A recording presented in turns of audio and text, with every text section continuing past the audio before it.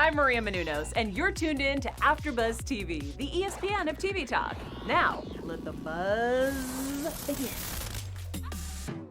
Hey, AfterBuzzers! Welcome! We are the Real Housewives of Beverly Hills after show here at AfterBuzz TV. Week 3 in quarantine.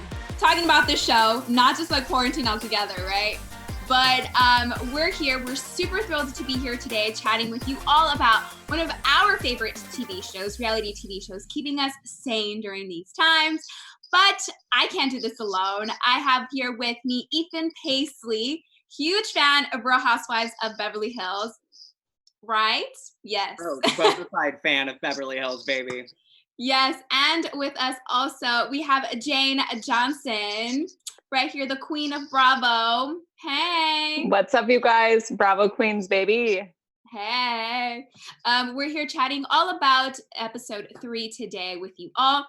We have some really juicy news involving Teddi that Jayne will be discussing towards the end of the show. We also have a special segment, super fun segment coming up later on as well on the show that Ethan's going to be chatting with us about. So that should be really interesting. It's one of my favorites towards the end. So that's always fun. And, you know, let's just jump right into last night's episode because there were certain moments that delivered, certain moments that for me, I was just not I wasn't a fan of. I'm like, okay, let's give this a little bit of pace. But at the end of the day, right, it's the very beginning of the season. So there's definitely a lot more to be expected, a lot of retreats, the trip, stuff I can't wait to chat about and see on the season. But let's start off chatting about the very beginning of the episode, we got to see a little bit more about Erika. And I feel like with Erika, she's just opening up a lot more. And we've heard this conversation with her before about her relationship with her mom. But now, you know, her having this really big opportunity on Broadway as Roxy in Chicago, it just kind of opened things up in a bigger perspective. So Ethan, can you chat with me a little bit and tell us your thoughts about what you thought of what she had to say, of how her mom treated her at such a young age and how it stuck to her? You know, I think any performing arts kid can relate to what Erika Jayne was saying. You're always going to have people laughing at you or judging you when you put yourself in the spotlight. So I think it's really inspirational to see where she is now. She's on Broadway and she just kept going, which is what you have to do to make it in this business. So I'm super happy for her. It was cool to hear her story, and I'm glad she's opening up more this season. What about you, Jayne? What did you think when you saw that? Was it kind of cringeworthy, or did it get to you? Oh, no, for me, it was so beautiful because I feel like everyone, especially in the creative world, has these moments that define whether or not you're going to say, maybe that's not for me, or if you're going to be a strong person who pushes forward beyond those constraints. And I mean, I don't know who's listening, who's done the hippy dippy kind of artist way stuff like I have, but those moments, like what happened with Erika and her mom, can be defined as creative scars, and they stick with you. And it's obvious that it's stuck with Erika Jayne for her whole life, you know? And so for her to be able to acknowledge that as the first thing that pops into her head, like beyond just someone encouraging her, she's like, well, I know the time when something bad happened. And I think all of us, especially people who are in a creative realm, have those moments where like it stings like a needle, you know, where it's like, I know that time when someone told me that I wasn't a writer, or I know that time when someone told me that I wasn't creative, or I know that time when someone told me I wasn't funny, you know, and those needles can stick with you enough to make you just go, you know what, it's not for me. I'm not meant to do this. Or you can decide to push through. And so like starting the episode off with this was such a beautiful moment to see, because especially for anyone like Erika, who's like so into Broadway or even just understands or knows, like Roxy Hart is the role in Chicago. That is the role, the pinnacle, the praise, like that's the dream. And she did it despite being pushed down by someone who should be the most important influence in her life. So like I was living for this, and it's so inspiring to see even just in the last few episodes, and when she's always talking about it, like she's always wanted to do this her whole life. And at 35, it started to be an opportunity. So there's just so much in this series that like, as housewives, I look at them and I'm like, I have so much life left to live, so much left to experience, and you never know when it's going to happen. And for her in this time, it's happening because she stuck with it. And I'm just like, yes, girl, yes. Yeah, I think that's a really great point. It's like you just never know when it's going to happen. And for her, she's a living testament to that. And that she was able to, I don't know, have that drive and that motivation to continue going and getting to the point where she is right now, which is a huge deal. So, as a fan myself, I love watching her. I already love her. And then just adding more to her personality and seeing her open up so much more and having these opportunities, it's amazing to see that for sure. So I hope we get to see it later on in the season, her performing. That would be really cool. I think I remember reading an article that the girls took a trip out to New York to see her live. So I hope that we were able to see that this season and have them all together. Let's jump into the conversation between Teddi, Lisa, and Sutton. They had this whole gathering. I want to say like a lunch gathering. And to me, this specific scene seemed a little bit set up. I do feel like Lisa set this up and she knew what was coming for Teddi, and she kind of knew how Sutton felt a certain way about Teddi. And Sutton just does not hold back her words. She thinks something and she just says it. She blurts it out, and it's kind of like a word vomit, but there was a lot of little tidbits in this season that really struck out to me. But let's start off with first off, Sutton, right? They were talking about her gift bag and at her launch party, and that purse. Can we talk about that purse, that clutch? Are you guys a fan of that clutch? Yeah? I loved it. I loved that clutch. I want one. There's got to be some kind of fast fashion knockoff version, It was $1,860 for that clutch. Is it worth that much money? I mean, I could see a knockoff at Forever 21 for $24.99. A knockoff at Forever 21, and all you have to do is sew a glove on it. Like, what was that glove? Like that glove section that they were holding the clutch with. The glove is from the Pleasure Chest in West Hollywood. And the clutch my God. You know exactly where to go, Jane. We all got to go crafty. See you now. Yeah, I see you now. So another thing that was brought up, right, was Sutton and how she said she went in on Teddi and said, hey, you need to have a little bit of more manners of how you communicate with someone when it's your communication just isn't working for me. Let me give you some tips. She even said, should I write you a note card of how you should approach the situation? What did you think, Ethan? Okay, so many thoughts on this. Principally, I go back and forth on Sutton. Last week I hated her. The week before I loved her. Okay, after Lisa Rinna gave us background on Sutton and told us a little bit more about the society she's part of, I kind of started to see through Sutton. Like, I understood her perspective, because Sutton is a woman, right, who invests in the American Ballet Conservatory. She's on the board at MoCA. And I just feel like she holds a little bit more, a little bit more of a standard with these group of women. She's not necessarily of, I don't want to say their class, because they're obviously extremely wealthy, well-to-do people. But I mean, Sutton's socializing with kings and queens, I feel like. And she's here with Teddi talking, telling her what her point of view is, which is, have manners, be respectful, and be clear and to the point, because I don't have time for this. So I kind of understand where Sutton's coming from in a very strange way. What did you think, Jane? Yeah, I just feel like Sutton's delivery is the issue at this point, because I feel like I loved the note card moment where she was saying, can I just write you a note card of how to act? I think that both of them are guilty of horrible delivery. Teddi not being able to let up on the fact that she is being absurd about whether or not people are invited. Like, Sutton's correct in saying, I'm coming. Do you seriously not want me to come? But it, like, her throughout the episode just telling people how to have good manners is like just a lot. I mean, we'll get to it at the dinner, but like in this case, I understood. And at the dinner, I'm just like, girl, you're not at the Met Gala. Like, this isn't, I don't know, whatever. Yeah. At this point, I'm kind of wondering, why is she even part of this group?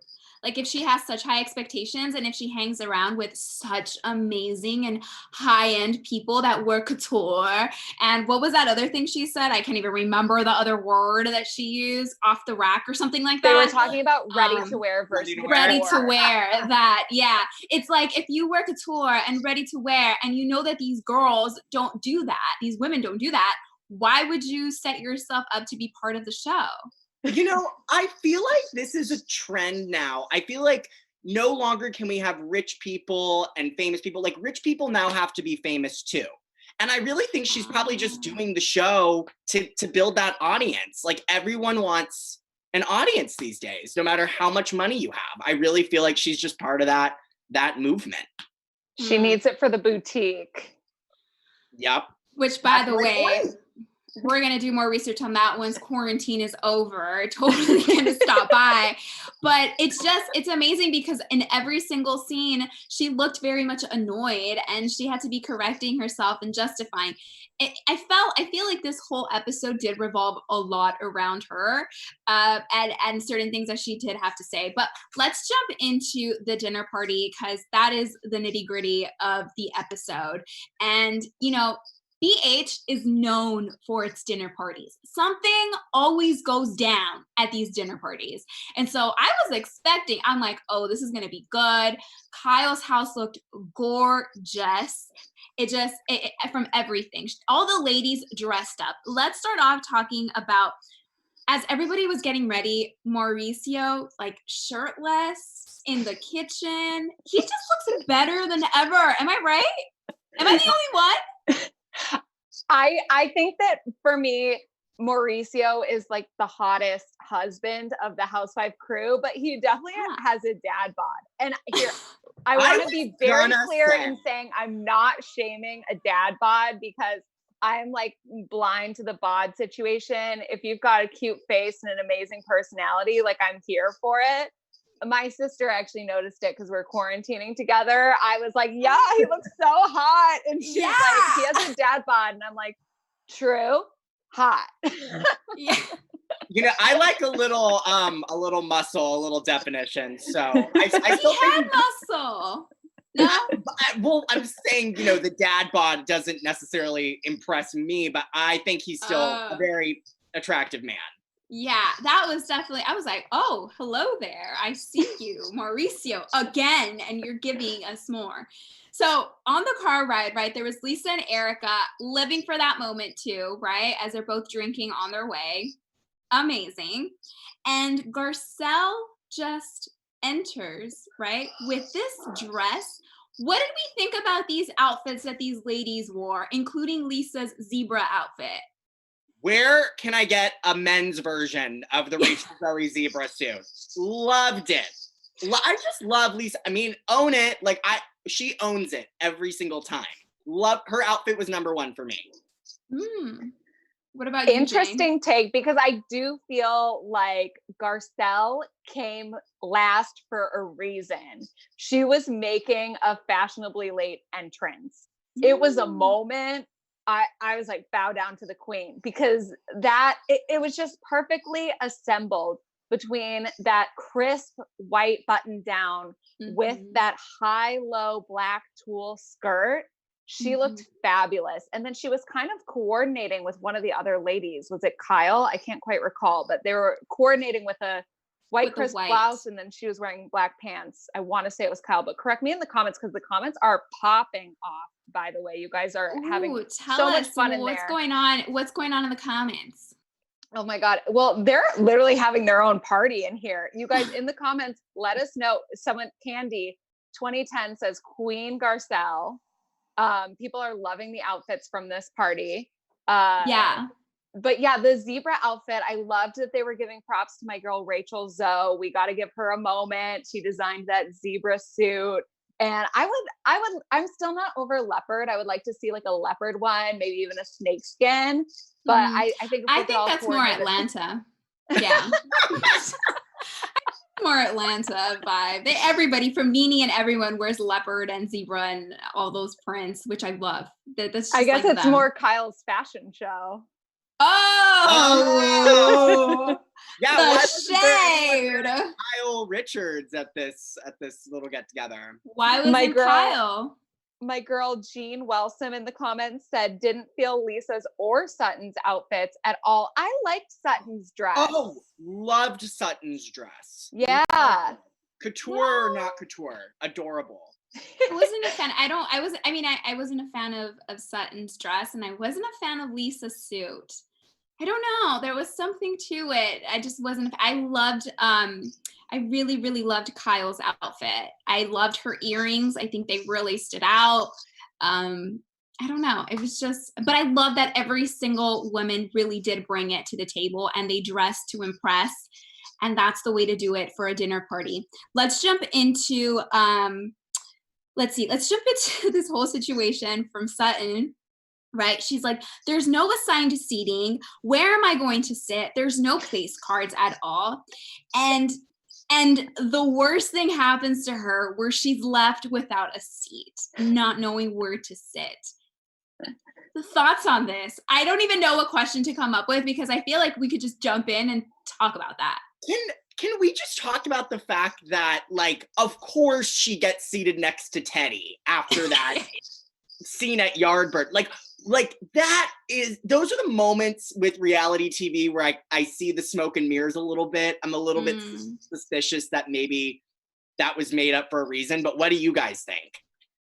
Yes, that was totally a producer move, especially since she was really like hyping up how she literally was like, I'm anxious, I'm uncomfortable at not knowing where to sit. And then all of a sudden she ends up next to Teddi. I just was like, this is so over the top. Like, I understand that you need a little place card to tell you where to sit. Like, not even all weddings have assigned seating. And you're going to someone's dinner party. Yes, it is in bougie Encino, but there doesn't need to be a place. I agree. It was a producer move, but for her to literally stand there as if she was gonna faint, being like, I don't know where to sit and I'm so anxious, like, time stopped. I was uncomfortable.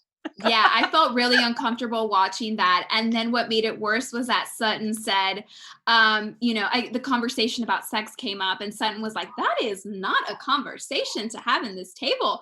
And so Teddi was like, well, then what is a conversation? Like, what else can you talk about? Like, what makes it so much juicier? And so it was it was Lisa that came up, Rinna that came up with this game to play of first impressions, right? And now impressions that you're left with, right? Is that correct? I think it was first impressions and impressions now after meeting everyone. And so everybody was kind of going around saying something really, really nice around the table of their first impressions of the person next to them. What were your thoughts, I guess, Jane, in terms of this game? Because it seemed like they were saying nice things about one another. And the only person that said something real was Mauricio when he's like, who are these ladies? And why are you talking so nice about one another when this is not something that you do? Yes, that was crazy because it started out so sweet. And then it just like eventually started to turn. Like, I wrote down so many of them because I was just shook by what started to transpire. But even like Kyle said to Garcelle, you're more fabulous than I realized.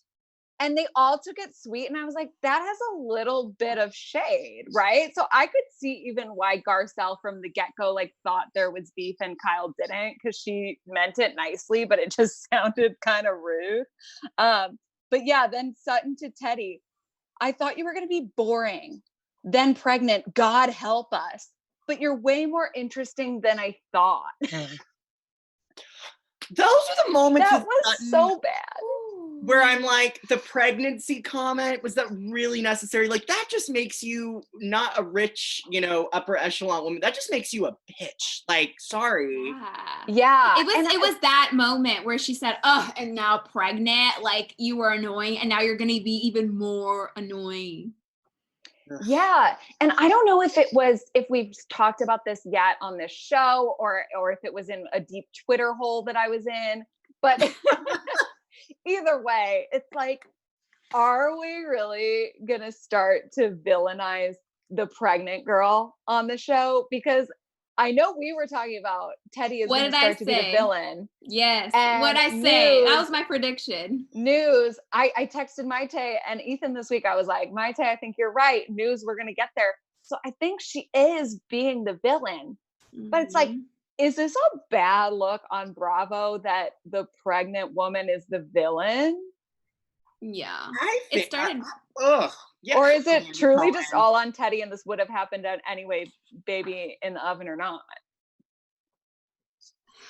I think regardless, it would have probably been laid on Teddi.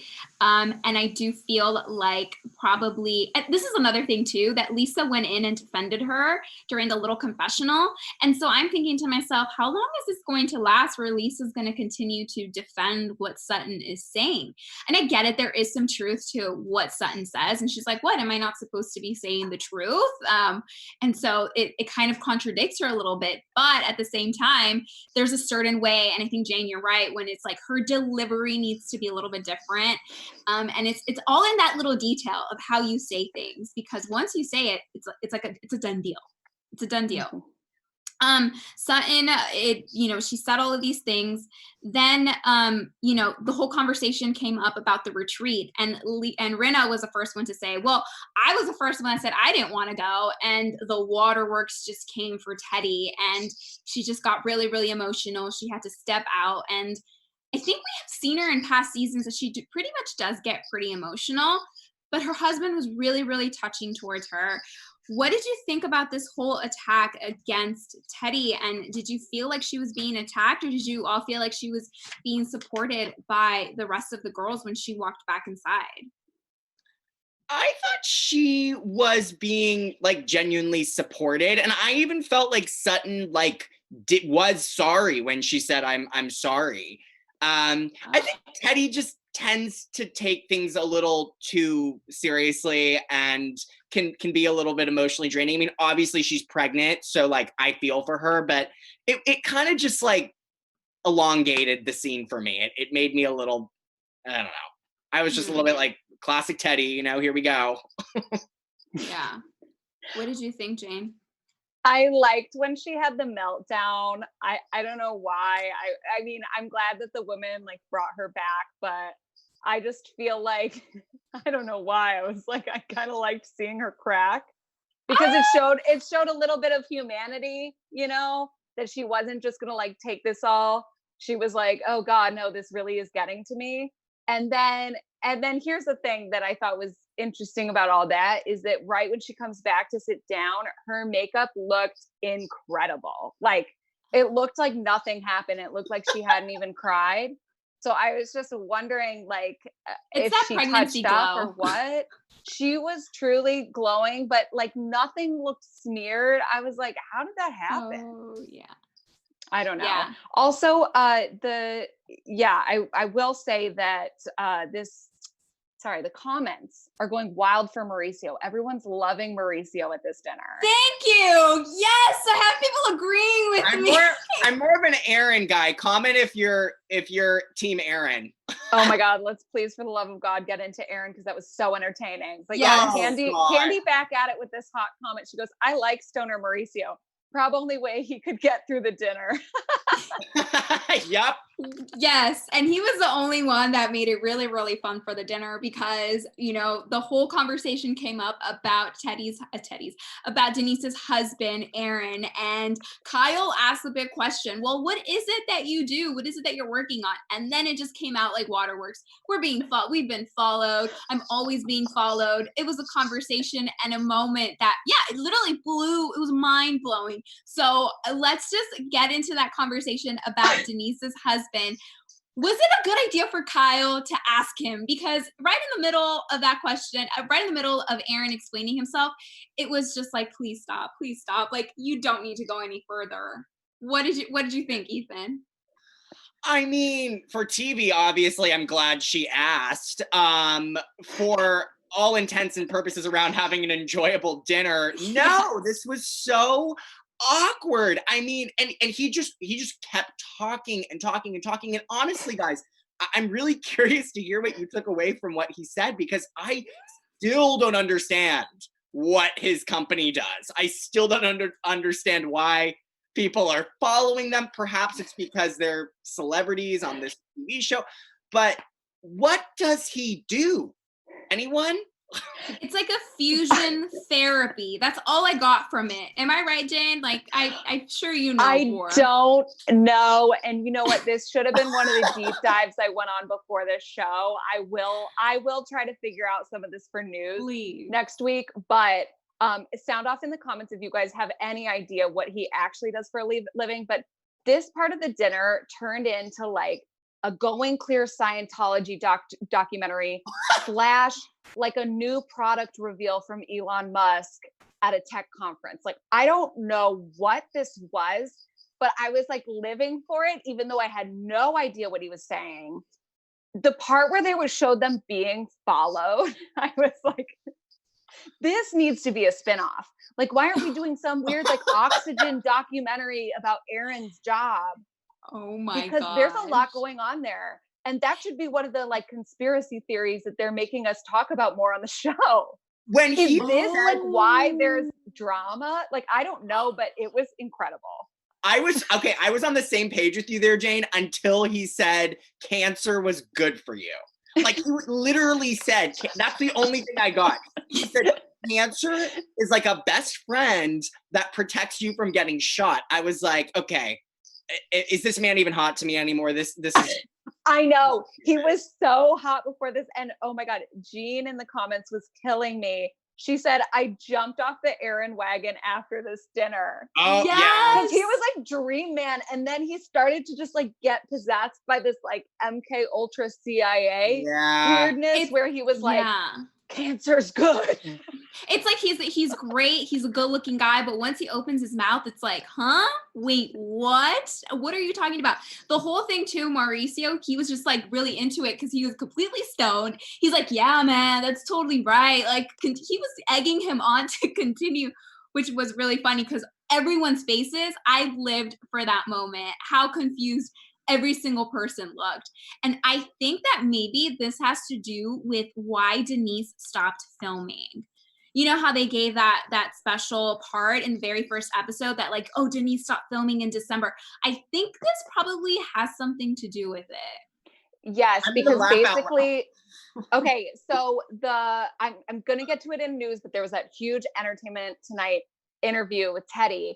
And basically they break down, the host of it was saying like all of the stuff about the Brandy Denise thing, like in the trailer happens after Aaron and Denise are walking out and she's like, bravo, bravo, blah, blah, blah. Yes. Like it chronologically in the trailer happens after that. She's like, we don't need this. And that drama happens after. So Teddi was basically saying there is like an event and other reasons, which is what Mayte, you're saying is like, there's other reasons and maybe this is it.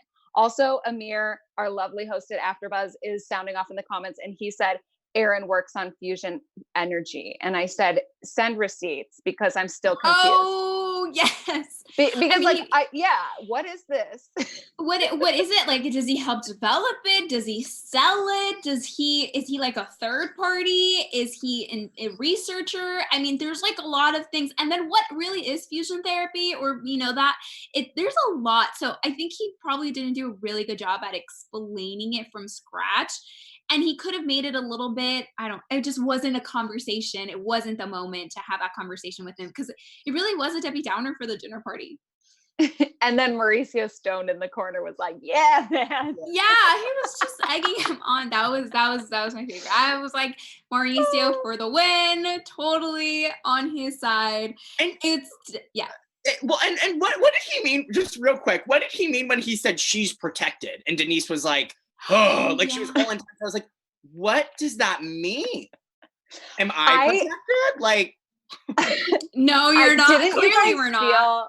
Didn't you guys feel at a certain point when he started off saying this? I was like, is he one of those like holistic Western energy healers?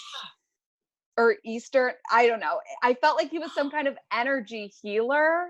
Mm-hmm. And then it got into a scientific place where he was like otherworldly. So I really don't know. Yeah, you know what, too? When Denise was in the hotel trying to get better, she said, you know, when Lisa called her and she's like, hey, like, how are you feeling? Like, are you on any painkillers? And she's like, no, like, I've been taking all of these herbs. And she's like, no, like, pop them pills if you're in pain. So I think you're right, Jane. Like, there's got to be a connection there with the herb. I don't know. It's so confusing. Let us know in the comments what you all think.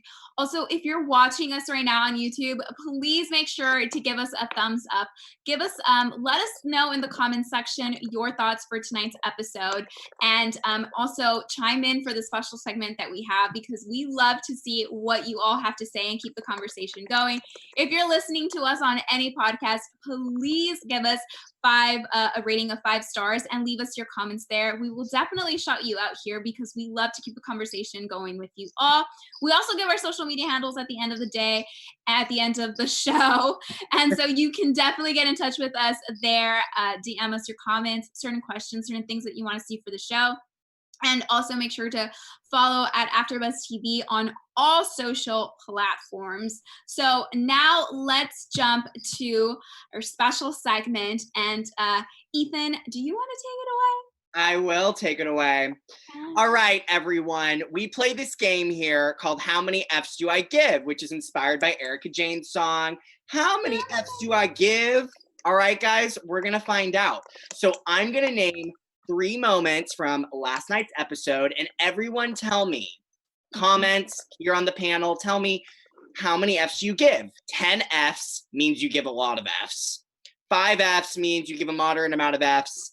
And 0 F's means you do not give an F. All right? So, first moment.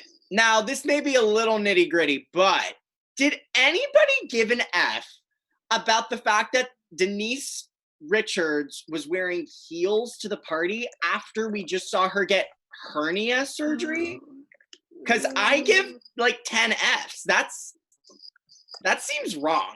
That seems like that would hurt personally.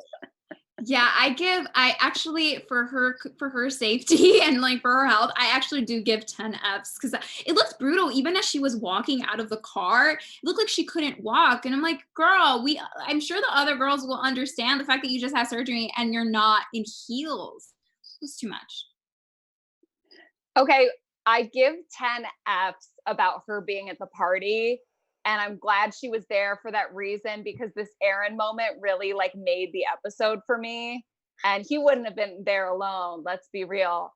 Also, you know what I gave like 12 F's about is that her reasoning for having such a high tolerance for pain.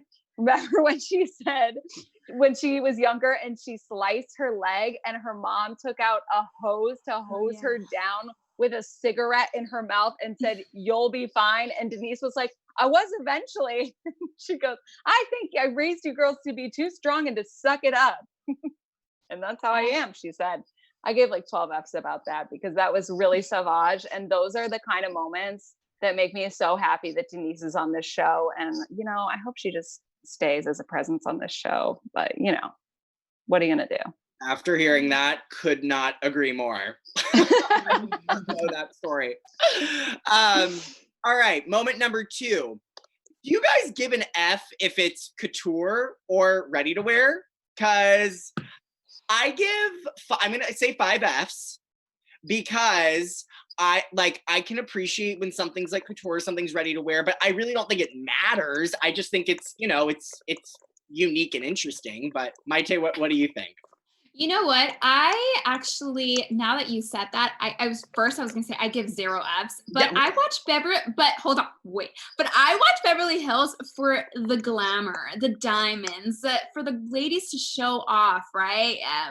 And so I actually give 5 Fs because I would like to know what they're wearing. I just don't want the word to get overused. Like, this is couture and this is blah, blah, blah. Like, no, I think when you make it so subtle, it just makes it pop even more as opposed to you having to say it. It's like if you have a Gucci shirt and it's the only Gucci shirt you have and you wear it all the time and you tell people that you have it, it loses its value. So I would prefer to have it sprinkled in or show me some closets. I like that I live for. Yeah. I'd say I give like 2 Fs about whether or not, I don't care if it's couture or ready to wear, but I don't want them showing up in Ross Dress for Less.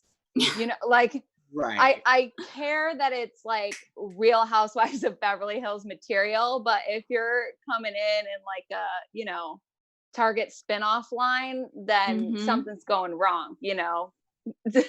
But in the comments, they're saying, most people are saying they give 0. Ace E says 0. It just got to be cute and funky. Amen.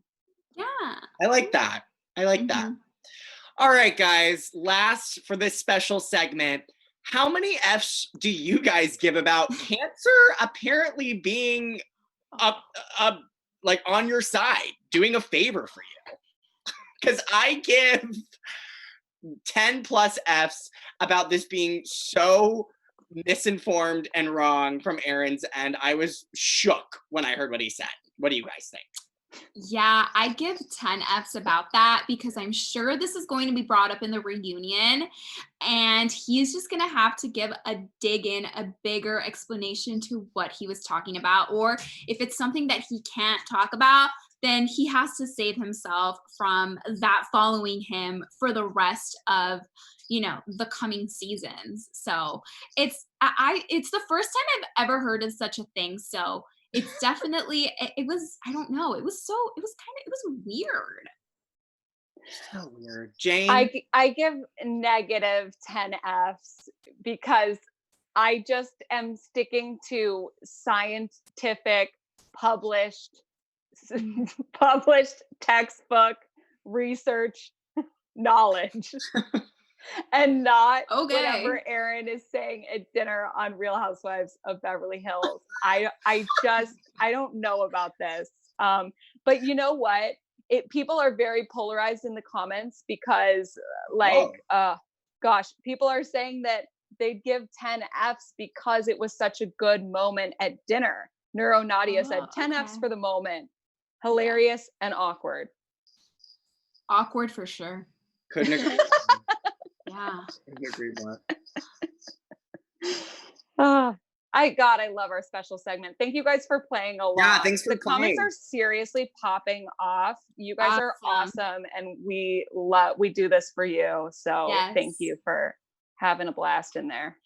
Ethan, thank you so much for that special segment. And now we're going to jump into some news. So Jane, do you want to take it away?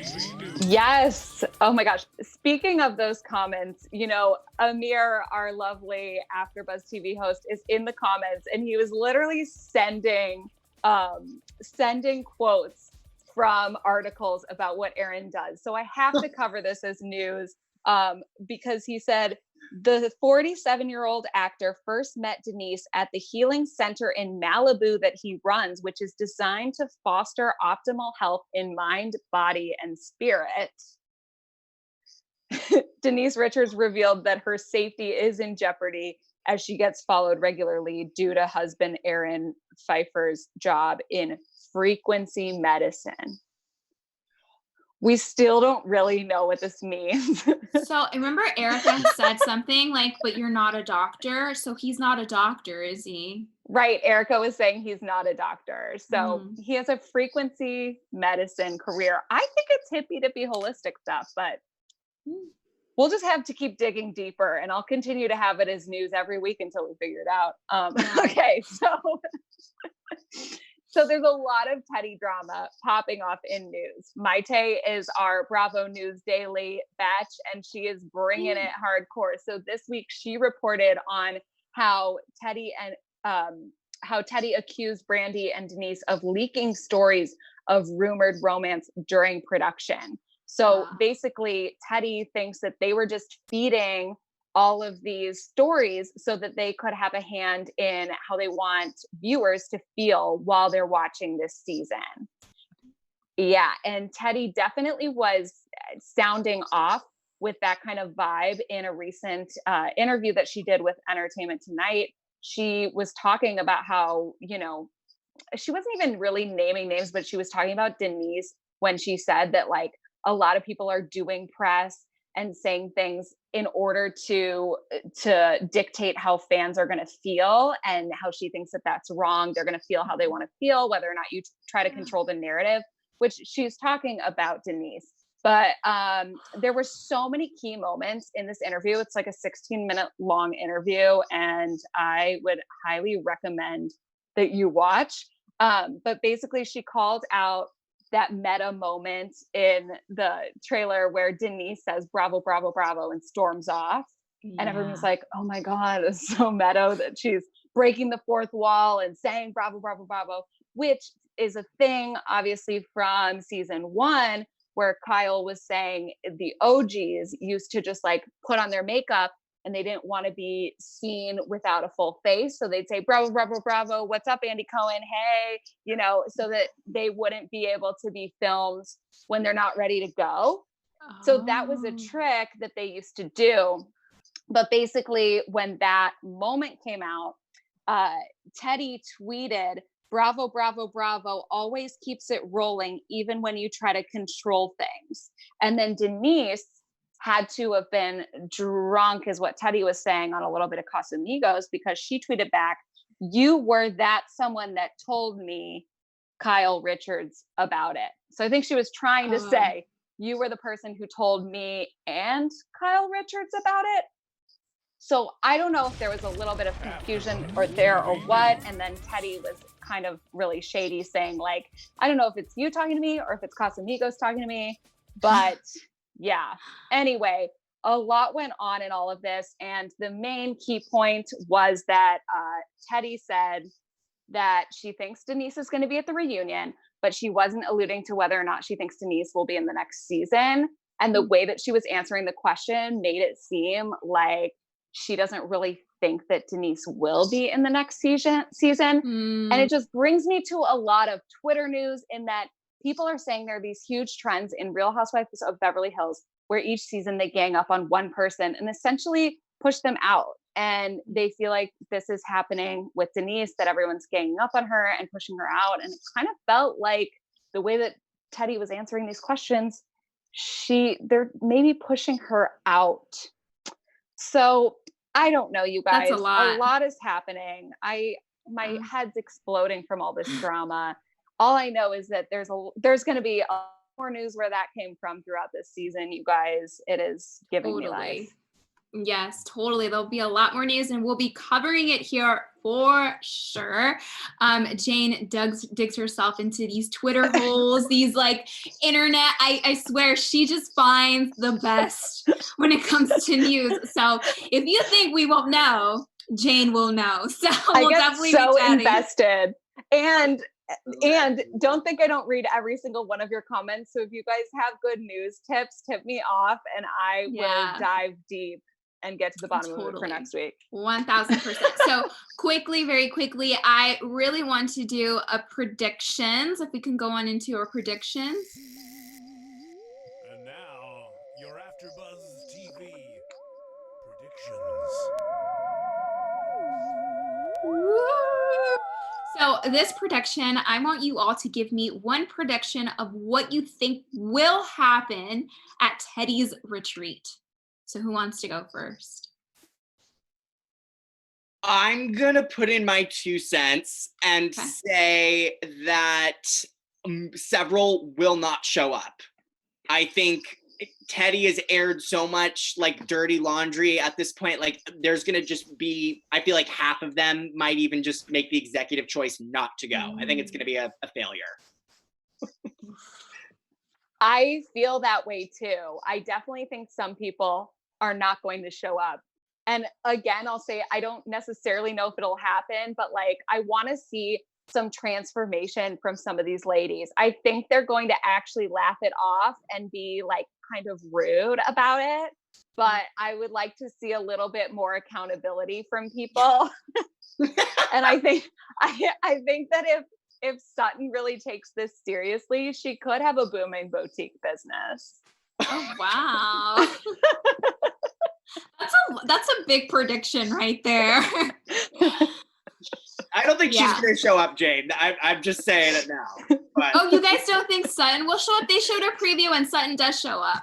Oh, well, excuse me. Yeah, she's with the gloves and she looks so lost. She's like, when everyone's like punching and doing things and she's got her gloves on looking everywhere like, what the hell is this? What am I doing? So she does, yeah.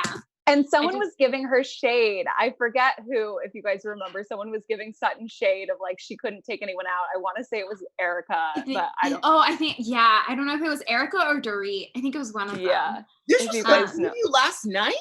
Yes. It was in the preview I saw like, maybe I just turned off the TV after the show was finished. Probably. My there prediction. was a lot to take in. Yeah, my prediction for what's to happen, I think that I also agree with you all. I think not all of the ladies will show up.